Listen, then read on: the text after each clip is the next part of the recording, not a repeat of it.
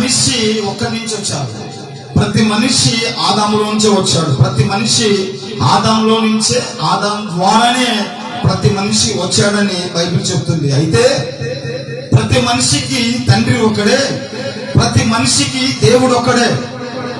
ఈ సర్వ సృష్టికి, ఈ సర్వ ప్రపంచానికి, ఈ భూమి మీద ఉన్న సర్వానికి సృష్టికర్త ఒక్కడే, సర్వానికి దేవుడు ఒక్కడే, సర్వానికి నాయకుడు ఒక్కడే, సర్వానికి అధిపతి ఒక్కడే, సర్వానికి ఆయనే దేవుడని మనకు బైబిల్ చెప్తుంది. అయితే దేవుడు దగ్గర నుంచి ఆత్మ వచ్చిందంట. ఆత్మ దేవుని దగ్గర నుంచి వచ్చిందంట. శరీరము మట్టిలోంచి వచ్చింది. ప్రతి మనిషి శరీరము మట్టిలోంచి వచ్చింది. ఆత్మ దేవుని దగ్గర నుంచి వచ్చింది. ఆత్మ దేవుని దగ్గర నుంచి వచ్చింది కనుక ప్రతి మనిషి తిరిగి మళ్ళా దేవుని దగ్గరికి చేరుకోవాలి. శరీరము తిరిగి మళ్ళా మట్టికి చేరుకోవాలి. శరీరం తిరిగి మళ్ళా మట్టికి చేరుకోవాలి. ఆత్మ మాత్రం దేవుని దగ్గరికి చేరుకోవాలని దేవుని వాక్యం సెలవిస్తుంది. అంటే ప్రతి మనిషి దేవుని దగ్గర నుంచి వచ్చాడు. ప్రతి మనిషికి దేవుడు ఒక్కడే, ప్రతి మనిషికి దేవుడు ఒక్కడే. దేవుడు సర్వ మండలాలకు, సర్వానికి దేవుడు ఒక్కడే. ఏ కులమైనా, ఏ మతమైనా, ఏ గ్రామమైనా, ఏ దేశమైనా, ఎవడైనా అందరికీ దేవుడు ఒక్కడే. అందరికీ సృష్టికర్త ఒక్కడే, అందరికీ నాయకుడు ఒక్కడే, అందరికీ రక్షకుడు ఒక్కడే. ఆ ఒక్కడే యేసుక్రీస్తు ప్రభువారని బైబిల్ చెప్తుంది. అయితే ఆ ఒక్క దేవుని నుంచి సమస్త మానవాళి, ఆ ఒక్క దేవుని నుంచి సమస్తము వేరైపోయారు. ఆ ఒక్క దేవునికి దూరమైపోయారు. ఆ ఒక్క దేవుని నుంచి వేరైపోయి ఆ ఒక్క దేవునికి దూరంగా బ్రతుకుతూ మనిషికి నచ్చినట్లుగా, మనిషి కోరుకున్నట్లుగా, మనిషి అనుకున్నట్లుగా భక్తి చేస్తున్నారు. అలా భక్తి చేస్తూ, అలా ప్రార్థనలు చేస్తూ, ఇష్టం వచ్చినట్లుగా భక్తి, ఇష్టం వచ్చినట్లుగా ప్రార్థనలు, ఇష్టం వచ్చినట్లుగా మనుషులు నడుస్తూ ఒక్క దేవుడై ఉన్న ఆ ఒక్క దేవునికి మనుషులందరూ వేరైపోయారు. మనుషులందరూ వేరుగా బ్రతుకుతున్నారు. ఆ వేరుగా బ్రతుకుతున్న ఆ తప్పిపోయిన కుమారుణ్ణి నజరేయుడైన యేసుక్రీస్తు ప్రభువారు పిలుస్తున్నాడు. ఆయన పిలుస్తున్నాడు. ఎక్కడెక్కడ తప్పిపోయావు, ఎక్కడెక్కడ దూరం అయిపోయావు, ఎక్కడెక్కడ నా సన్నిధికి దూరం అయిపోతున్నావు, నేను నిజమైన దేవుణ్ణి తెలుసుకోక ఎక్కడెక్కడ దూరం అయిపోయావు, ఎక్కడెక్కడికి వెళ్ళావు, ఎక్కడెక్కడ తిరిగి వచ్చావు, ఎక్కడెక్కడ నువ్వు ఇష్టం వచ్చినట్లుగా బ్రతికొచ్చావు. నేను సృష్టికర్తనని తెలియక నువ్వు వేరైపోయావా? హల్లెలూయా. చూడండి, మనిషి ఆ వ్యక్తికి నచ్చినట్లుగా, వారికి నచ్చినట్లుగా, మా పితరులు, మా అబ్బ, మా నాన్న, వాళ్ళ నాన్న, మా పితరుల ప్రకారం, అంటే మా వంశావళి వస్తున్నది ఇదే, మా వంశావళి చేస్తున్న భక్తి ఇదే, మా వంశానికి దేవుడిననే, మా తల్లిదండ్రులు చేస్తున్న దేవుడిననే. అంటే ఒకరిని చూసి ఒకరు, ఒకరిని చూసి ఒకరు, ఒకరు చూసి ఒకరు. మొదటగా సత్యాన్ని ఎవరు తెలుసుకోలేదు. సత్యమైన దేవుణ్ణి ఎవరు తెలుసుకోక, ఒకరి తర్వాత ఒకరు వస్తూ అలా ఇప్పటి వరకు అలాగే కొనసాగుతూ ఉంది. అయితే ప్రభు అంటున్నాడు, మీరు తప్పిపోయారు, మీరు నా నుంచి వేరైపోయారు, మీరు నాకు దూరంగా బ్రతుకుతున్నారు, మీరు తప్పిపోయారు. అంటే మనిషి చూడండి, నచ్చినట్లుగా భక్తి చేస్తున్నాడు. మనిషి నచ్చినట్లుగా భక్తి చేస్తున్నాడు. అంటే నేను ఒక వ్యక్తి కూర్చొని మాట్లాడుతూ ఉన్నాం. నేను ఒక వ్యక్తి ఆటోలో కూర్చొని మాట్లాడుతూ, ఆ వ్యక్తితో నేను మాట్లాడుతున్నాను, ఆ వ్యక్తి మాట్లాడుతూ యేసుక్రీస్తు ప్రభువారు ఆయన గొప్ప దేవుడు, ఆయన సత్యదేవుడు, ఆయన కూడా దేవుడే. అంటే ఒక్క దేవుడే ఉన్నాడు. ఒక్క దేవునిలో నుంచే వీళ్ళందరూ వచ్చారు. ఒక్క దేవునిలో నుంచే ఈ దేవుళ్ళందరూ వచ్చారు. అయితే ఆ దేవుళ్ళు వీళ్ళందరితో పాటు యేసుక్రీస్తు ప్రభువారు కూడా వచ్చాడు. ఆయన కూడా సత్యదేవుడే.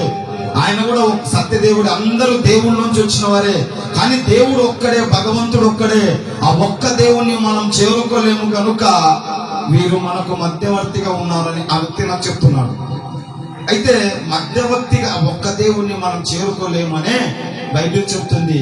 నరునికిని దేవునికిని మధ్యవర్తిగా వచ్చింది నరావతారంతో వచ్చిన నజరేయుడైన యేసుక్రీస్తు ప్రభువారని బైబిల్ చెప్తుంది. అయితే ఆ వ్యక్తి అంటున్నాడు, అందరూ కూడా దేవుళ్ళే, అందరూ కూడా దేవుళ్ళే. ఆ ఒక్క దేవుని దగ్గరికి చేరుకోవడానికి మధ్యలో వీరున్నారు. వీరి ద్వారా మనం ఆ దేవుని చేరుకోవచ్చు. హల్లెలూయా. అంటే అర్థం చేసుకోండి ఒకసారి, ఆ వ్యక్తి మైండ్ లో ఎలా ఉంది అంటే, దేవుడు ఒక్కడే, భగవంతుడు ఒక్కడే, ఆయన భగవంతుడు ఒక్కడే, ఆయన చేరుకోలేము, ఆయనను చూడలేము కనుక వీళ్ళందరూ ఉన్నారు కనుక వీరి ద్వారా కూడా మనం చేరొచ్చు, వీరి ద్వారా కూడా చేరొచ్చు, వీరి ద్వారా కూడా చేరొచ్చు. మనుషులందరూ ఇలా ఉన్నారు, కానీ యేసుక్రీస్తు ప్రభువు చెప్తున్నారు, నా ద్వారానే, నా ద్వారా తప్ప ఎవడును పరలోక రాజ్యానికి రాలేడు. ఆమేన్, ఆమేన్. అంటే లోకమంతా తప్పిపోయింది, సత్యదేవుని నుంచి వేరైపోయింది. మన భారతదేశం సత్యదేవుని నుంచి వేరైపోయింది, సత్యమైన దేవుణ్ణి విడిచిపెట్టింది, సత్యానికి వేరైపోయింది. సత్యానికి వేరైపోయి ఉన్న ఆ సత్య దేవుణ్ణి వెతకలేకున్న వారందరికీ చెప్తున్నాడు, తప్పిపోయిన కుమారుడా, తప్పిపోయిన కుమార్తె, నీకు ఇష్టం వచ్చినట్లు భక్తి చేస్తున్నావు, నీకు ఇష్టం వచ్చినట్లు బ్రతుకుతున్నావు. నిన్ను సృష్టించిన వాడను నేనే, సృష్టికర్తను నేనే. నా దగ్గరికి రా, నా దగ్గరికి వస్తావా, నేనే నీ తండ్రిని అని తప్పిపోయిన కుమారుణ్ణి పిలుస్తున్నాడు ఆయన. ఆమేన్, హల్లెలూయా, హల్లెలూయా. ఈ తప్పిపోయిన కుమారుడు తండ్రి దగ్గర ఆస్తిని అంతా తీసుకున్నాడంట. చూడండి, మళ్ళీ ఒకసారి చదివిస్తా మాట. లూకా సువార్త 15వ వచనం, 12వ. పెద్ద కుమారునికి చిన్న కుమారునికి ఇద్దరికి పంచాడు తండ్రి, ఇద్దరికి పంచిచ్చాడు ఆస్తి. అయితే చిన్న కుమారుడు తనకు రావాల్సిన ఆస్తిని అంతా పోగేసుకొని వెళ్ళిపోయాడు, దూర దేశానికి వెళ్ళిపోయాడు. అంటే దగ్గర ఉంటే వస్తాడో ఏమో, దగ్గర ఉంటే తండ్రి ఎక్కడ వస్తాడని దూర దేశానికి వెళ్ళిపోయాడంట. దూర దేశానికి వెళ్ళిపోయి విచ్చలివిడిగా ఖర్చు పెట్టాడంట, విచ్చలివిడిగా ఎంజాయ్ చేశాడంట. బహుశా ఈ కుమారుడు అనుకుంటాడు, నేను దూరం అయిపోయి నేను బిజినెస్ చేస్తా, నేను వ్యాపారం చేస్తా, నేను అది చేస్తా, నేను ఇది చేస్తా, నేను సంపాదిస్తా, నీకంటే గొప్పగా సంపాదిస్తా, నీకు వేరైపోయి సంపాదిస్తా. హల్లెలూయా. చాలా మంది తండ్రులకు వేరైపోయి, తల్లిదండ్రులకు వేరై, కుటుంబానికి వేరై, దేవునికి వేరై, సంఘానికి వేరై, ఏదో మేము జీవిస్తాం, ఏదో సంపాదిస్తాం అన్నట్లు పరిగెత్తుతూ ఉంటారు. అయితే తండ్రికి దూరం అయిపోయి, తండ్రికి వేరైపోయి కుమారుడు తన ఆస్తిని ఏదో చెయ్యాలని వెళ్ళాడు, సంపాదించుకోవడానికి వెళ్ళాడు, సమకూర్చుకోవడానికి వెళ్ళాడు, ఆస్తిని అంతటిని దాచిపెట్టుకోవడానికి వెళ్ళాడు. అంటే ఇంకా వడ్డీలకు ఇచ్చి, ఇంకా వ్యాపారం చేసి, ఇంకా బిజినెస్ చేసి సంపాదించుకుందామని వెళ్ళాడు. కానీ వెళ్ళి మొత్తం ఖర్చు చేశాడు. ఎందుకంటారు ఖర్చు చేశాడు? హల్లెలూయా. ఎందుకు ఖర్చు చేశాడు చెప్తారా? ఆమె లేపు గడియలు మీద మీకు నిద్ర వస్తుందా? ఎందుకు సంపాదించలేక? తండ్రి నుంచి వేరే కాకూడదా? తండ్రి నుంచి వేరైపోయి సంపాదించకూడదా? అంటే తండ్రి నుంచి వేరైతే సంపాదించలేదా? హల్లెలూయా. ఎందుకు దూరదేశానికి వెళ్ళి సంపాదిద్దామని వెళ్ళి సంపాదించడం చేతగాక, సంపాదించలేక ఉన్న డబ్బులంతా ఖర్చు పెట్టుకొని పందుల దగ్గరికి వెళ్ళి పందులను కాస్తున్నాడంట. పందులను కాస్తూ పంది తినే పొట్టన తిందామని పొట్టు తినడానికి కూడా వెళ్తే ఆ పొట్టు కూడా వేయట్లేదంట కుమారునికి. ఈ తప్పిపోయిన కుమారునికి, ఈ చిన్నవాడికి పొట్టు కూడా వేయట్లేదంట. ఎందుకని తన సంపాదన అంతా వ్యర్థం చేసుకున్నాడు. అతను ఎందుకని వేరైపోయాడు అంటే సంపాదించాలని వేరయ్యాడు, బిజినెస్ పెట్టాలని వేరయ్యాడు, సంపాదించుకుందామని వేరయ్యాడు. కానీ వేరే సంపాదించలేక తనకున్నదంతా ఖర్చు పెట్టేసి లాస్ట్కు తినడానికి తిండి లేక పందులను మేపుకుంటూ పందులు తిని పొట్టు తినడానికి సిద్ధపడ్డాడు. ఆ పొట్టు కూడా తినడానికి లేక తిరిగి మరలా తండ్రి వైపు తిరిగి తండ్రి దగ్గరికి దావపట్టాడు. చాలా మంది జీవితాలు కూడా అలాగే ఉన్నాయి. దీన స్థితిలో చాలా మందికి సంతోషం లేక, సమాధానం లేక, నెమ్మది లేక చాలా మంది కట్టిక జీవితాలు కట్టిక చీకట్లోకి వెళ్ళిపోయాయి. ఎందుకు నా కుమారుడు సంపాదించలేకపోయాడు? హల్లెలూయా. ఎందుకు సంపాదించలేకపోయాడు? చూడు ఒక మాట, మార్కు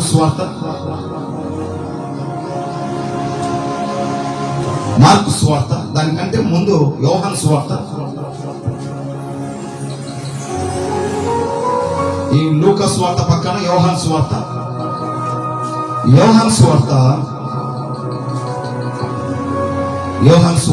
15వ అధ్యాయం. యోహాను సువార్త 15వ అధ్యాయం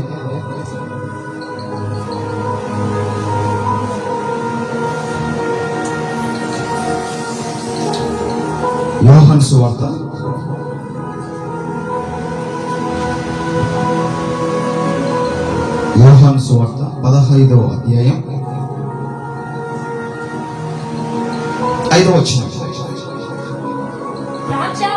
ద్రాక్షావల్లిని నేను, తీగలు మీరు. ఎవడు నా యందు నిలిచి ఉండునో, నేను ఎవని యందు నిలిచి ఉండునో వాడు బహుగా ఫలించును. తర్వాత చూడండి, నాకు వేరుగా ఉండి మీరేమియు చెయ్యలేరు. హల్లెలూయా, హల్లెలూయా. దేవుని నామానికి మహిమ కలుగును గాక. ఏమంటున్నాడు ఆయన? నాకు వేరైపోయి అనగా నాకు దూరమైపోయి, నాకు దూరంగా బ్రతుకుతూ మీరు ఏమీ చేయలేరు. మీ చేత ఏమీ కాదు, ఏమీ సంపాదించలేరు, మీరు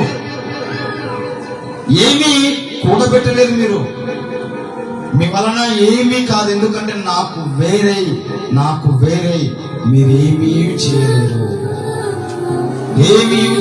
నాకు వేరే. తండ్రికి వేరే ఏం చేయలేం. ఈ కుమారుడు తండ్రికి వేరైపోయాడు.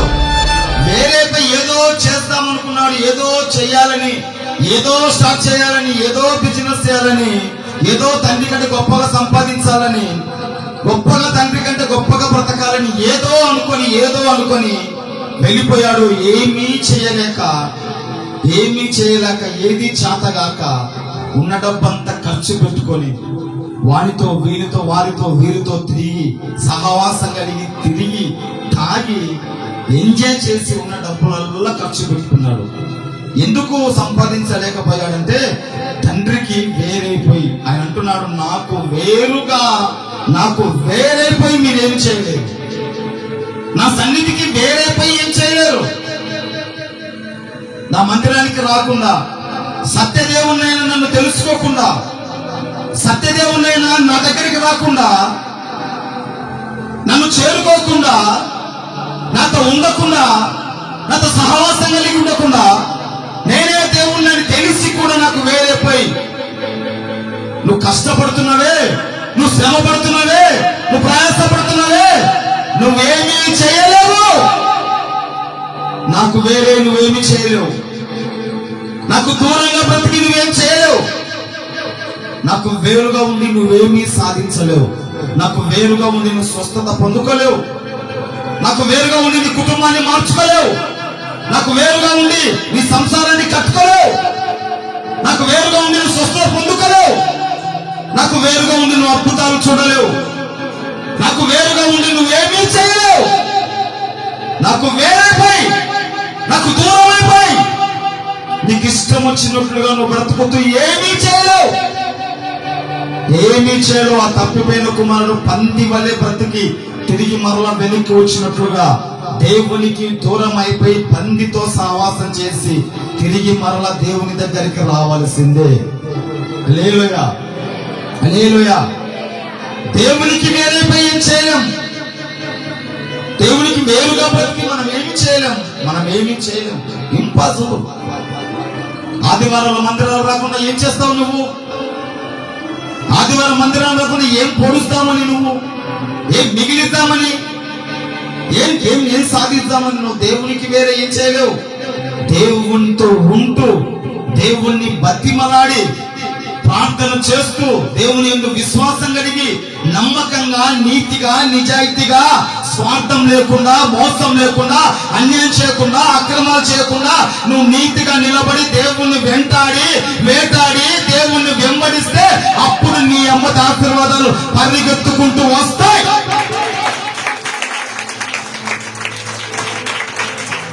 దేవునికి వేరే ఏం చేస్తాం? దేవునికి వేరే ఏం చేస్తాం? పరిగెత్తుతుంది లోకమంతా, ఏదో చేయాలని, ఏదో సంపాదించాలని, ఏదో కూడబెట్టాలని, ఏదో సాధించాలని, ఏదో దేవునికి దూరం అయిపోయి ఏమి ఎవరు చేయలేరు. దేవునికి వేరుగా బ్రతికి ఎవరు ఏమి సాధించలేడు. దేవునికి దూరం అయిపోయి అన్నందిని అడిగించుకున్నవాడు ఎవరు లేడు. దేవునికి దూరం అయిపోయి సమాధానం ఉండగలిగిన వాడు ఎవరు లేడు. దేవునికి దూరం అయిపోయి సంతోషంగా ఉండలేరు. దేవునికి దూరం అయిపోయి అన్నము తిని అరిగించుకోగలిగిన వాడెవడు లేడు. దేవునికి దూరం అయిపోయి మనం ఏమీ చేయలేము. అందుకే తప్పిపోయిన కుమారుడా, తప్పిపోయిన కుమార్తె రా.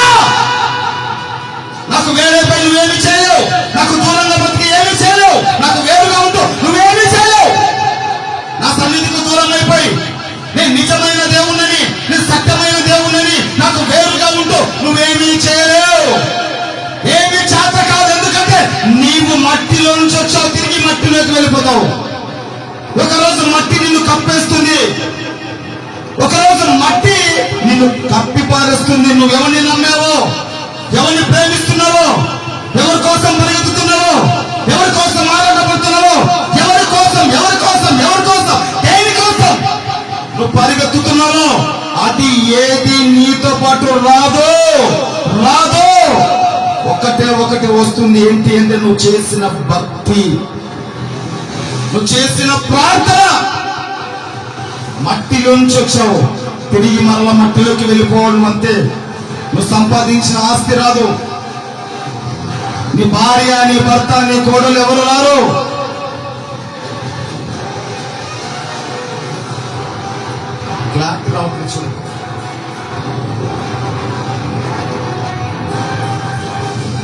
హల్లెలూయా, హల్లెలూయా. ఏమి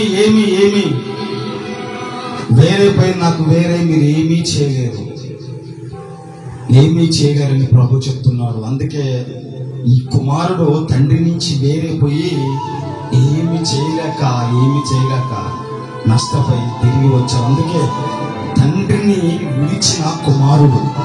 ఇతడెవరు అంటే తండ్రిని విడిచిన కుమారుడు.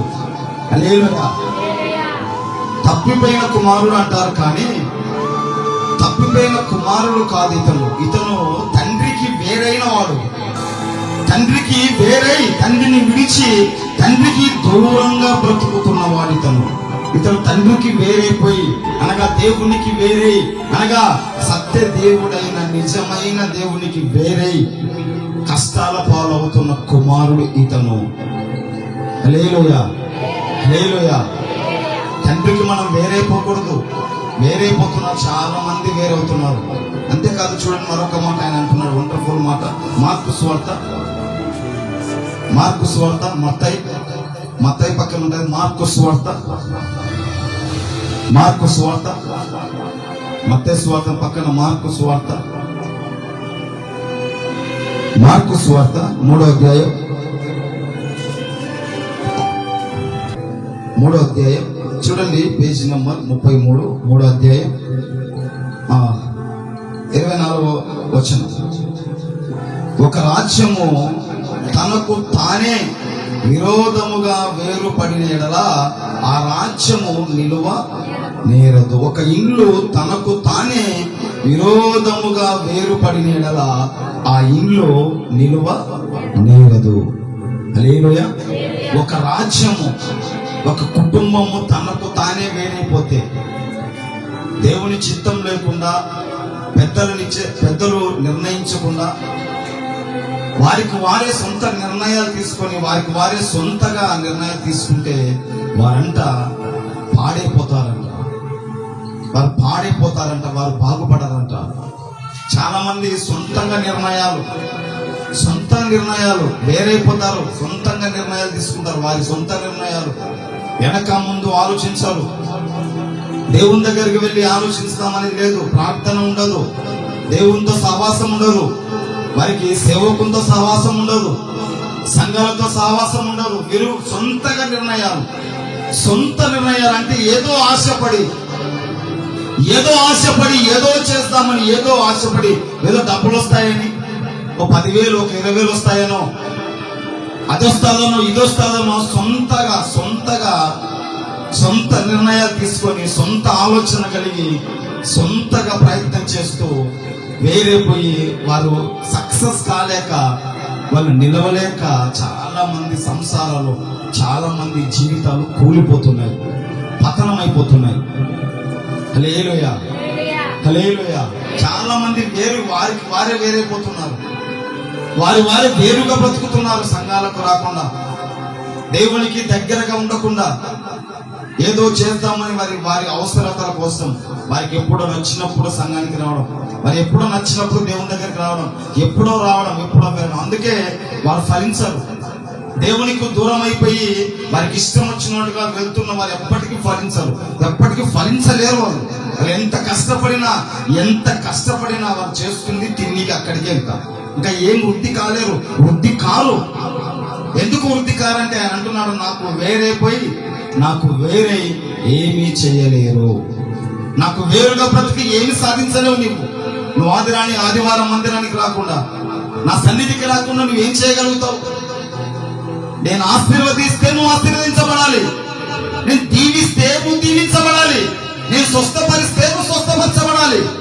నీ స్వభావం నువ్వేం చేయగలుగుతావు? ఏమవుతుంది? చూడండి, దేవుడు చేస్తే తప్ప మన జీవితంలో ఏదైనా జరుగుతుందా? ఏదైనా చేస్తే దేవుడు చేయాలి, బాగు చేస్తే దేవుడు బాగు చేయాలి, స్వస్థపరిస్తే దేవుడు స్వస్థపరచాలి. ఏది చేయాలన్నా దేవుడే చేయాలి. కనుక ఖచ్చితంగా దేవుడే. అందుకే ఆ దేవుడు అంటున్నాడు, నాకు వేరైపోయారు, నాకు వేరుగా బ్రతికి, నాకు వేరుగా ఉండి మీరు ఏమీ చెయ్యలేరు, ఏమీ సాధించలేరు. దానికి ఎగ్జాంపుల్ తప్పిపోయిన కుమారుడే. ఈ తప్పిపోయిన కుమారుడు తండ్రి నుంచి వేరైపోయాడు. తండ్రి నుంచి వేరే అనగా సంఘాన్ని నుంచి వేరే, అనగా దేవుని నుంచి వేరే, అనగా సేవకు నుంచి వేరే కొన్నాళ్ళు బాగున్నాడు. ఇతగాడు వెళ్ళి కొన్నాళ్ళు బాగున్నాడు, ఎంజాయ్ ఉన్నాడు, డబ్బు ఉంది కదా, తిరుగుంటూ వాడి వీడు బాగా ఫ్రెండ్స్ సర్కిల్, స్నేహితులతో తిని తాగి బాగా ఎంజాయ్ చేశాడు. కొన్ని రోజులు బాగానే ఉంది. ఆ తర్వాత మొత్తం డబ్బులంతా అయిపోయాయి. ఒక్కొక్కడు విడిచిపెట్టి వెళ్ళిపోయారు. ఒంటరిగా నిలబడ్డాడు. అప్పుడు గుర్తొచ్చాడు మళ్ళీ తండ్రి. హల్లెలూయా. మన మందిరాలకు రాకుండా దేవునికి దూరం అయిపోయి మనం బ్రతుకుతున్నప్పుడు బాగానే ఉంటుంది. ఫస్ట్ కొంతవరకు బాగానే ఉంటుంది. మనకి ఏదైనా కొంచెం బెరిసి కొట్టదు, చూసారా? ఏదైనా కొంచెం మనకు తేడా పడ్డామా అప్పుడు అర్థమవుతుంది మనకు. హల్లెలూయా. అందుకు తండ్రికి వేరైపోయి మనము ఏమీ చేయలేము. హల్లెలూయా. వేరైపోయాడు. పందులతో సహవాసం చేశాడు. ఆ పందులతో సహవాసం చేసి తర్వాత తినడానికి తిండి లేక దీన స్థితికి, దరిద్రపు స్థితికి వచ్చాడు. కట్టుకోవడానికి బట్టలు లేవు, తినడానికి తిండి లేదు, బిచ్చగాడికంటే దారుణంగా తయారైపోయి మరలా తండ్రి దగ్గరికి వచ్చాడు. తండ్రి దగ్గరికి వస్తే తండ్రి ప్రేమ కదా, దూరం నుంచి చూశాడు. దూరం నుంచి చూసి తండ్రి ఆ కుమారుడు వస్తూ ఉండగా ఈ తండ్రి దూరం నుంచి చూసి పరిగెత్తుకుంటూ వెళ్ళిపోయి వాటేసుకొని అని ముద్దు పెట్టాడు. హల్లెలూయా. ఏం ప్రేమ ఈ తండ్రిది అన్నాడు. హల్లెలూయా, హల్లెలూయా.